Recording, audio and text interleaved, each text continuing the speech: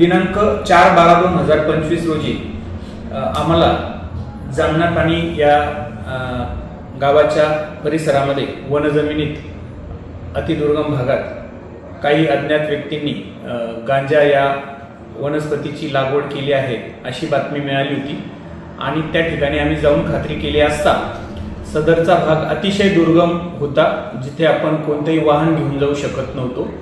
त्यामुळे अशा ठिकाणचा गांजा हा जप्त करून आणणे शक्य नसल्याने आम्ही NDPS कायद्यातील तरतुदीप्रमाणे माननीय मुख्य न्यायदंडाधिकारी जिल्हा सत्र न्यायालय धुळे यांच्याकडे कार्यकारी दंडाधिकाऱ्याची नियुक्ती करून असा जो गांजा आहे तो जागेवरच नष्ट करण्याबाबतचे आदेश हे 6 तारखेला काल प्राप्त करून घेतले आणि माननीय पोलीस अधीक्षक सरांच्या परवानगीनंतर आम्ही वन विभागाच्या अधिकारी अंमलदारांना आणि पोलीस विभागाच्या अधिकारी अंमलदारांना सोबत घेऊन त्या भागात छापा कारवाई केली असता त्या ठिकाणी जे जामनापाणीचे कंपार्टमेंट नंबर 10-20 नियत क्षेत्र बोरखेडा या ठिकाणचा साधारण 40R म्हणजे 40,000 स्क्वेअर फीटमध्ये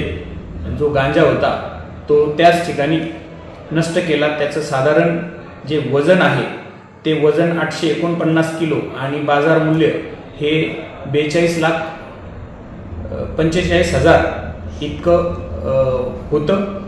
तसेच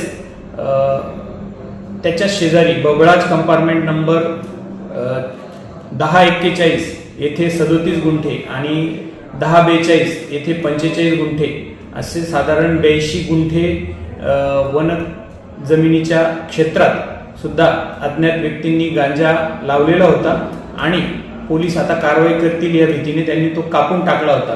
त्याचंही वजन अंदाजे 1276 किलो असून त्याचं बाजार मूल्य 63,80,000 रुपये आहे। तो सुद्धा पथकाने जाळून नष्ट केला आहे।